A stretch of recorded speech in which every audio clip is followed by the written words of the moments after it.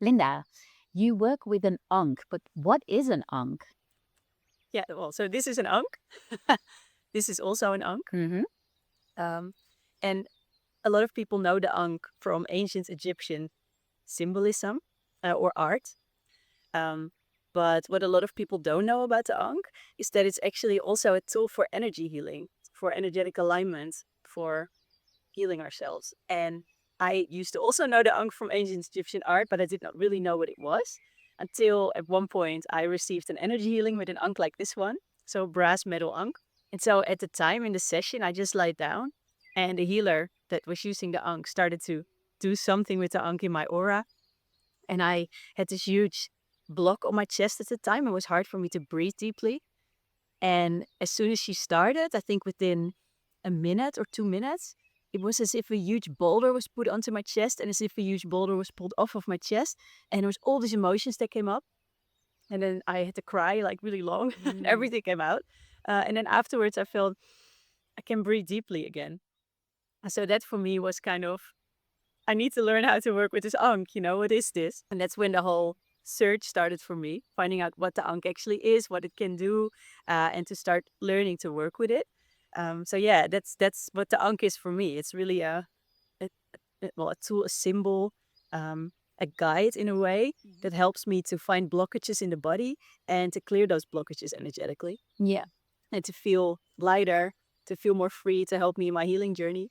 And yeah, so it's something that a lot of people don't know about the Ankh, but that's actually what the Ankh can do as well.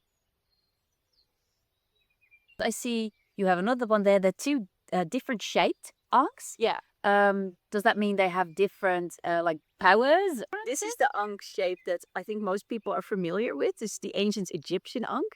And then this Ankh, as you can see, has 2 legs instead of one. And this is called the Atlantean Ankh, or an Atlantis cross. And the name kind of already says it. This Ankh is said to be from Atlantis, and this Ankh from ancient Egypt, prehistoric Egypt. So this Ankh actually is said to predate this one. And that the Ankhs that were used in Atlantis, they were actually used for energy healing in contact with the human body or with the human energetic body. And over time, the 2-legged Ankh evolved into the 1-legged Ankh when the Ankh came to ancient Egypt, as the stories go. And the reason this Ankh has 2 legs is that it has a different frequency, a different vibration, and it can be used in contact with the human body in a different way than the 1-legged Ankh. It's something you need to feel to experience. But what this Ankh can do that the 1-legged Ankh cannot is to discharge the energy in a different way. So the 2 legs are actually the 2 poles, I would say. They're energetically the masculine feminine pole, the plus and the minus. It is able to discharge the energy from your body. So you can never receive too much energy. And it can help you send energy. It can help you take away energy. And it's just a really nice sensation that the Ankh gives because of that. But yeah, that's different from the 1-legged Ankh. It's more static in a way. So it's kind of, you would have to feel the difference, You can, for example, if you point this Ankh at your hands like this, you can feel there's something going on there. I would say it's a movable energy. When you do the same with the 1-legged Ankh, it feels more pressing to me. And when you do an Ankh clearing or Ankh healing, what is it that you do? Can you shortly explain how what that's like? Yeah, when I use the Ankh in a session or an energy healing, the Ankh is kind of becomes a guide and it shows you where the blocks are in the body, in the physical body, in the energetic body as well. So it works directly close to the body, but also in the aura, the energetic field. And it just has a way to show us where blockages are. And when I talk about blockages, it's like all the disease, pain that we carry, it's in the core and it has an emotional core. So for example, you come in with a certain ailment and you think, okay, my shoulder hurts or my arm hurts or my knee hurts or whatever. It's possible that the core of the issue or the ailment is somewhere else in the body because it's an emotion that's stored somewhere. So when you talk about energy healing, the person giving or sending the healing, let's say, is channeling life force energy, often through the hands or in my case through the Ankh. And then the Ankh can really help, open up a block, for example. And it really depends on the situation, on the moment. But the Ankh is just, it's a different feeling and it's really something you have to experience. And say I'm coming to you for Ankh healing for the very first time, don't know what to expect, can you shortly explain what goes on? Do I lie down? Do I sit up? How does it work? Yeah, so I let the Ankh guide the process, let's say. A healing can be done someone standing up or lying down. The other day, we would do a short energy clearing, for example, to ground your energy. It's really nice to stand up because you can feel that the Ankh, works down the body and it kind of brings the energy down and it can really help you to kind of ground it, to really feel that solidity. By the way, that standing up clearing can also take 2 hours. So it's not said that it's um, a time limitation or anything, but it really helps you to feel that grounding in a different way than when you're lying down. The Ankh always helps you ground also when you're lying down, but it's just a different feeling. And sometimes laying down can help when, for example, you're very tired. There is something else going on, and I just feel it's just better in this moment to lie down because maybe you want to work around, the heart space, or there's something around the uterus, the womb area. For women, of course, we hold a lot, we store a lot in the womb. Um, and then sometimes it can be just nicer or better suited in a moment to lie down. And that's when that's more suitable. And it's also the type of Ankh used for which person in which moment also differs. So you can see I have a brass Ankh. I also have a crystalline Ankh. I have another shape Ankh that I use a lot, which is a different energy. And it really depends on the moment, on the person, on the intention, on the question, which one's most appropriate. So it's really an intuitive process. And yeah, it really depends on what presents itself in a moment that works best. And do you like scan somebody's body with the Ankh, or does the Ankh touch somebody else's body? So the Ankh does not touch the body necessarily. You can scan the body with the Ankh. So you can scan the body, for example, with a loop. You can go down the body like that. It's not always necessary because you can, for example, the Ankh is guide.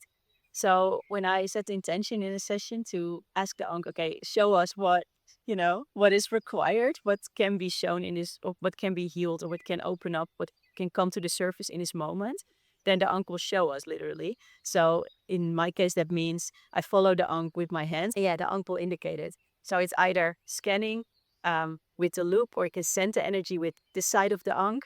And sometimes you can let go of energy by using the Ankh this way. So the Ankh really indicates it. So that's really quite, still to this day, I find it really amazing how it works. And, we wonder, how does it work? It's something that with our mind is hard to understand because it's all intuitive. But every single time it's shown to me that it just happens in the moment. So it never works to try to understand it before the session, or try to make sense of it before the session, or try to steer it in a certain direction. It's really to be open to our intuition and to let it guide us to what's required, what's necessary, what's needed. So that could mean that if, say, I do an Ankh clearing with you on Monday, and I do another one 3 weeks later, it can be a totally different experience. Yeah, absolutely. Absolutely. And also the type of Ankh, I mean, it's one moment this Ankh can feel this is the right match for you. Another moment can feel it's the other Ankh that would work better, or another shape. Um, and the Ankh will act differently as well, and also with different people. So one day the Ankh can be very movable, and another day it can kind of show itself in a different way as something else is needed. And because it all works on a soul level, it's always your own intention, your own openness to it matters. The way you can relax into it, all those things play a role in, what comes out of the session. Something else to add is that a healer never heals you. You always heal yourself. The only person can heal you is you. Subconsciously, your body knows how to heal itself. It's just what we need to do is put ourselves in a state that our body is capable of healing itself. So it really can, help you find that deep relaxation to really put the nervous system in the parasympathetic state, which is the rest and restore state of the nervous system. And the Ankh can also help you get there. And then when you're relaxed and you open yourself up to it, you can really start to feel the sensations and start to feel it flow. You can start to feel heat moving down the body, or coldness sometimes, or heat, or you feel energy moving. And then sometimes something can come up and then you feel that it's being released. And a release can show itself in different ways. It can be a sudden thing that you feel moves out, or a sudden release. Literally, you feel the body, you feel a small pop, or you feel, a sensation moving, but it can also be slower. It just really all depends on the moment and on the session. That's what keeps it so interesting, it's always Absolutely. different. Yeah. Yeah. Okay. Well, thank you. You're welcome.